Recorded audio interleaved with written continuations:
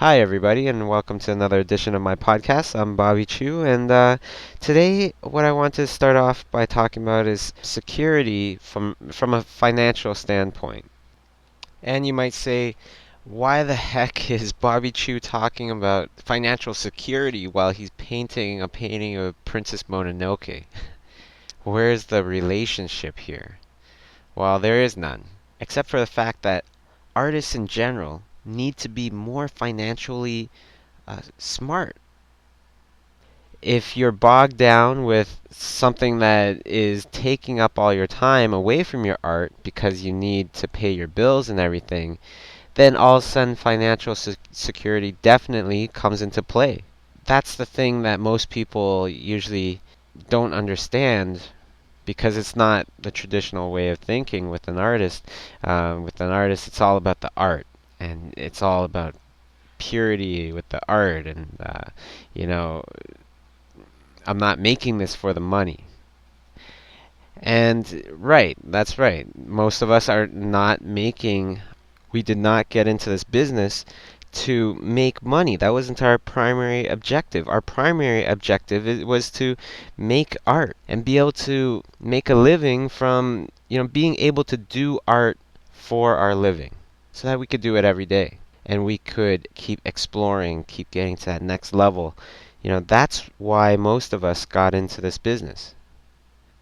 Don't get that confused though. Everybody needs money to be able to support our dreams. And if you aren't successful, if you aren't, successful financially, that's going to affect your art because you won't be able to really, have no stress and really to focus in 100% on your art without having to worry about, getting up the next day at a certain time to go to work and so on and so forth.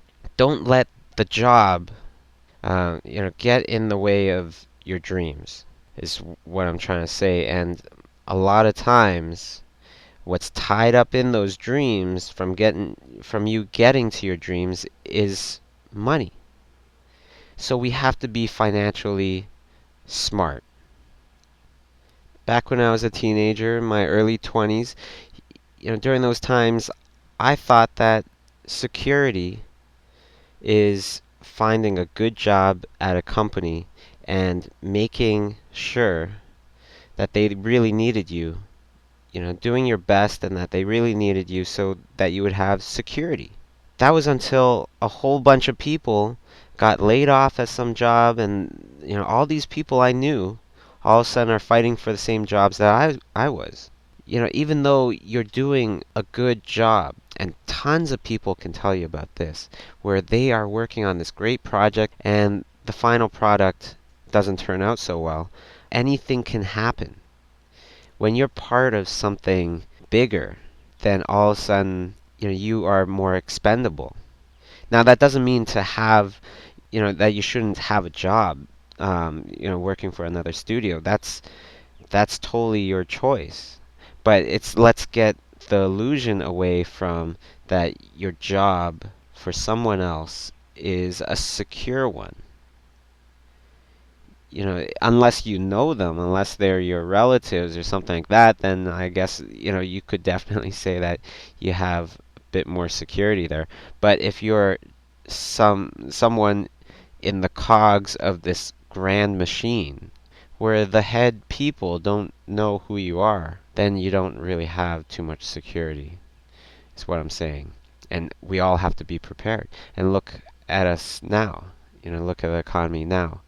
We need to be prepared. And the way to be prepared, my philosophies, are that you have to keep growing these arms. And what I mean is arms as in we're doing books. For example, Imaginism Studios, we're doing art books, right? So that's a little arm. That makes us a little bit of money, and that helps to drive the machine and be able to allow us to continue on with our independent art, which is great. We have our freelance arm, and that's a big arm. And lots of people contact us through jobs, and that's how we, fuel this machine called Imaginism to allow us to keep making more and more art. Then there's all sorts of, the online classes and so on and so forth.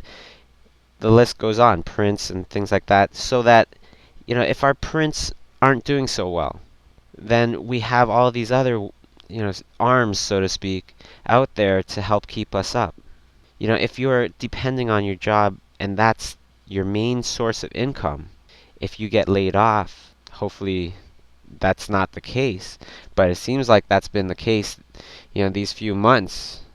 That's a huge shock because you only had that one thing that was bringing you money. All of a sudden, there's panic and, all sorts of, there's chaos. Imagine if you had a bunch of different sources of income, then all of a sudden, you're not going to be as worried anymore. And this is the point that I really wanted to talk about here because, sometimes people get it confused and they don't like me talking about money. But I'm just trying to say it's not about making money, tons of money, but it's about security. Security that allows you the freedom to do your own art. That's one of the most, rewarding feelings in the world when you can paint whatever the heck you want and people will buy it and and that's how you make your living. Because some projects are not as fun as other ones. Some are very fun, and a lot of times, we get stuck at taking jobs that we don't want to take anymore. And that's the thing that I've always been trying to get away from. And this year we're starting to get into gallery shows and things like this. So that's like one of the directions I want to go, where it's just, fine art. How good is that? You're just painting whatever the heck you want. You do it traditionally, you do it all nice, you pick a nice frame, you make a nice art piece. And somebody wants it and somebody buys it. That's one of my dream jobs. And I'm sure I'm not alone here. It is definitely fun to work on, films and television and whatever other projects. And those are really great too. But to be able to have the choice, that takes financial freedom. So think about that.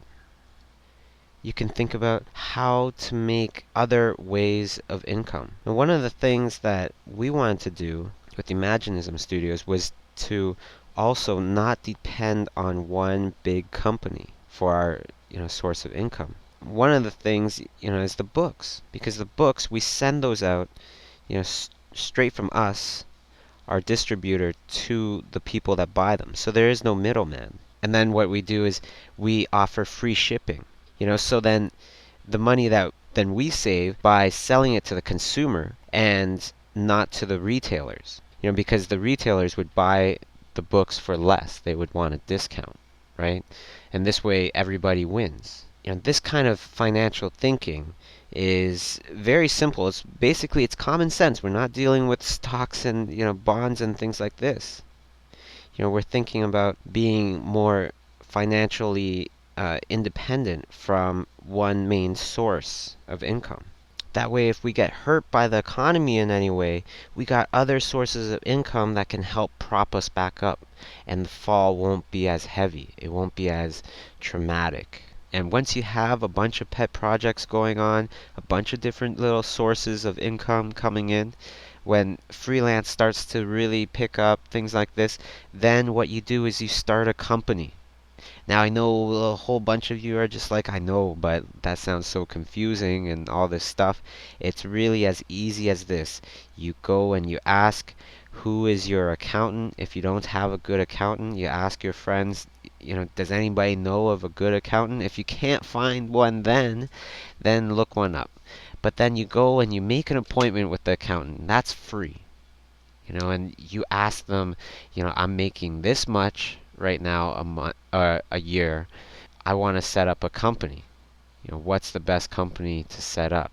For an extra, fee, they will set it up for you. They usually do. They can have it incorporated and so on and so forth. And to have things incorporated, of course, it's different in many different countries. But all of a sudden, the tax laws change. To have a company incorporated, it's the taxes that they pay are much more different than personal taxes. And there's many advantages to having an incorporation tax-wise, why do you think everybody's doing it? Why do you think all the big companies are incorporated? Let's be smart and use this to our advantage instead of always having other people take advantage of these situations and we are not. That's why I, incorporated our studio so then we won't be completely liable for the corporation and that, protects us. And because from a financial standpoint, it's much better. From taxes standpoint, you're saving yourselves thousands and thousands of dollars. When you want to become independent, the first thing that you do, once you can, you get a good accountant. That will save you money. And then once you make a little bit more, then you can afford a good lawyer. And that will keep you out of trouble. There's all sorts of ways to use your brain, to have common sense and really find ways out there where you can make your own money, your own income from your own art, where you're going into business for yourself, creating money with your own ideas. Now, some odd people out there will think that this is money hungry and why is this guy talking about money so much? But really, it's about freedom. It's about being able to do whatever it is you want artistically. Now, if you depend on a job, that's going to get in the way of your art, your independent art, anyways. The average artist out there, their mentality is kind of messed up. We get shafted all the time, if you guys didn't know. Writers get residuals from their work. Actors, musicians, everybody gets a piece when the TV show keeps airing. Except for the artist that designed the characters. How messed up is that? That's what everybody is seeing on screen. So if the people that are doing the voices are getting paid for this, why shouldn't the artist? We just take it. Now I'm not saying that, what are we supposed to do? Everybody's doing this already, so it's hard to get the deals where you still get paid for your idea as long as whatever company or whatever entity is using your ideas. I think that's fair. If they are using your idea, then you should continue to get paid for it. Of course, I know that that's not the case, and this is a bigger problem that cannot be solved very easily. But what I am saying is that us as artists, I feel like many of us have been almost like trained to accept these kind of things. And in turn, our mentality has gotten a little screwed up. I'll tell you why. Just about 95% of all the people out there that have tried to do anything independent, put out their own book, so on and so forth, they would have had resistance from other people hating on their stuff just because they're trying to make some money, from their own craft. They feel like they're selling out or something like that. But here's the reality. They're doing their own stuff. They aren't selling out. They're doing their own ideas. They're doing art for themselves. And when we pick up freelance jobs, that's when we're selling out. When we're working for studios, that's when we're selling out. We are selling our talents for money. It's not a bad thing. I'm just saying that's the reality of it. And it's totally not a bad thing. I do the same thing. And sometimes it's very fun. But that's the reality. Let's make it clear. I did a post one time about one of the online classes that was registering on schoolism.com, and somebody, writes down, are you an artist or are you a businessman? But some of the best traits about the best artists that, were ever here on this earth was that they were great businessmen as well, like Picasso. He's very, very good at marketing himself, getting himself out there, and that allowed him to do whatever the heck he wanted. He really got to do whatever the heck he wanted. Whatever he put down, whether it was amazing or not, and it's usually amazing anyways, people gobbled it up. and they would gobble it up even if it made no sense at all, because you got to that status. And for me, I don't really care about getting to that status. I am going to try to get to go as far as I can take this, this art of mine. Where I end up doesn't really matter. But the main thing is that life is difficult and we have to be prepared and we have to be smarter nowadays. And security comes from doing multiple things. If you are feeling this, fine. If you don't agree, then that's completely fine too. But if you are thinking about this, then think about the things that you could do, the pet projects that you can work on to hopefully lead you closer to your dreams. And that is what I believe is one of the main things that you need to do to achieve your goals, is to constantly do things that will bring you closer to your dreams. So what are your dreams? Is it creative freedom? Then this podcast is for you. Don't leave this podcast and just not let it affect you. If it makes sense to you, then go with it. If it doesn't make sense to you, then totally disregard it. But if what you heard today about being financially stable to create more ways of bringing in income, if that does make sense to you, if that does feel like that will bring you closer to your dreams, then don't leave this podcast without thinking about it, thinking about how you could be financially independent yourself. The more that people do this, and the more people that do multiple things to bring in their income, the more stable our economy would be. The average person, the average worker they're at the very base of this giant machine we call the economy.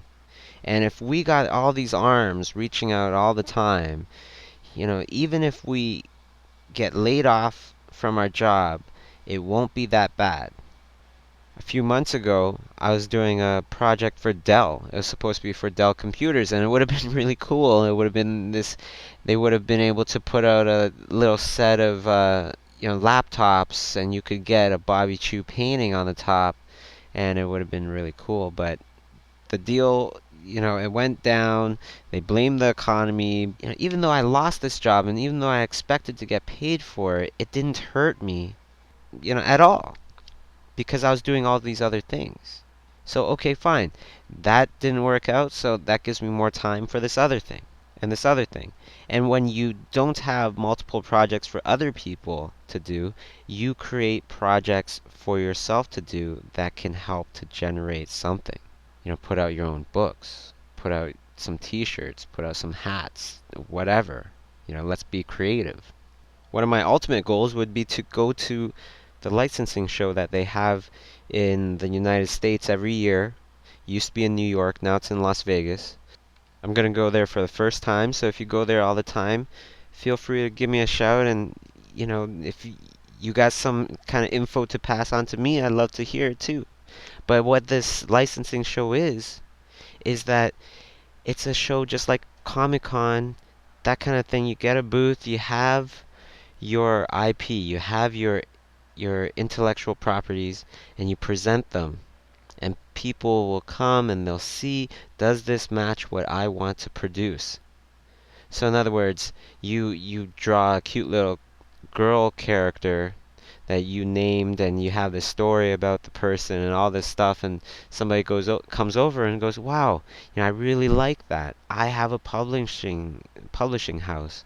Let me get the license to publish some books about this character. Or I have a manufacturing company, we make blankets. This image of the big bad bunny eater would be fun as a blanket. Who knows? These kind of things. And then they pay for the license to have the right to create something based on your image or from your image. Doesn't include action figures, and those kind of things. So you can sell your ideas multiple times to multiple people that make multiple things, and then all of a sudden your ideas start to work for you. Of course, this is not as easy as it sounds, and I'll be updating you guys on my progress anyways. Um, but we've already done this licensing stuff for ourselves, but we just never been to this licensing show, so it'll be pretty interesting. I'm just going there as an observer this time around and see how it is and what we'll need to do to get ready for next year, and hopefully we'll set up a booth there.